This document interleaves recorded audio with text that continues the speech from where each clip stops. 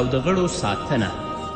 چې یو مسلمان انسان د الله بنده د خپل زړه د الله د معصیت نه، د الله د اوامرو او د الله د احکامو د سرغړولو نه څنګه وساتي، او همدارنګه د خپل د بدن غړي، که هغه خوله ده، که سترګې دي، که غوږونه دي، که لاسونه دي، دا څنګه د الله رب العزت د سرغړونې نه او د الله د احکامو د سرغړونې نه څنګه وساتي. الله رب العزت فرمایي ولا تقف ما لیس لك به علم ان السمع والبصر والفؤاد كل اولئک کان عنه مسئولا. الله رب العزت فرمایي چې پیروي مه کوه د هغه څه چې تا ته پرې پوهه نشته.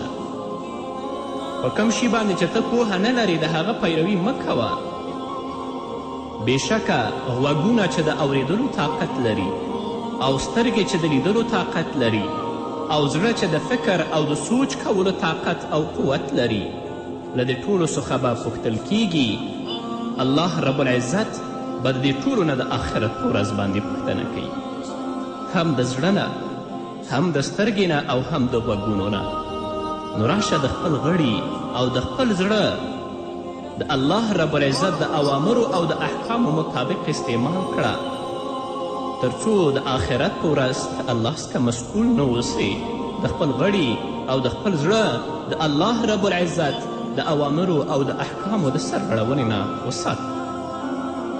همدارنګه الله رب العزت فرمایي ولقد زرأنا لجهنم كثيرا من الجن والإنس لهم قلوب لا يفقهون بها ولهم أعين لا يبصرون بها ولهم آذان لا يسمعون بها أولئك كالأنعام بل هم أضل أولئك هم الغافلون. الله رب العزت فرمایي یعنی موږ د دوزخ لپاره ډیر پیریان او انسانان پیدا کړي دي. هغه خلک چې د خپل عمل په انجام سره دوزخیان وګرځېدل، دا ځکه چې هغوی لره زړونه شته دی، د حق پوهېدل ورباندې نه کوي. هغوی لره سترګې شته خو د حق لیدل پرې نه کوي. هغوی لره غوږونه شته دی خو د حق اورېدل ورباندې نه کوي. او الله وایي چې دغه خلک د حیواناتو او د چارپایانو په څیر دي، بلکې له هغوی څخه هم زیات بدتر دي. الله فرمایي چې موږ د دوزخ لپاره ډیر پیریان او انسانان پیدا کړي چې دوزخ به په دیو باندې ډکوو. دا ځکه دوزخیان وګرځېدل، یعنی د خپل د بد عمل په انجام سره دوی دوزخیان وګرځېدل.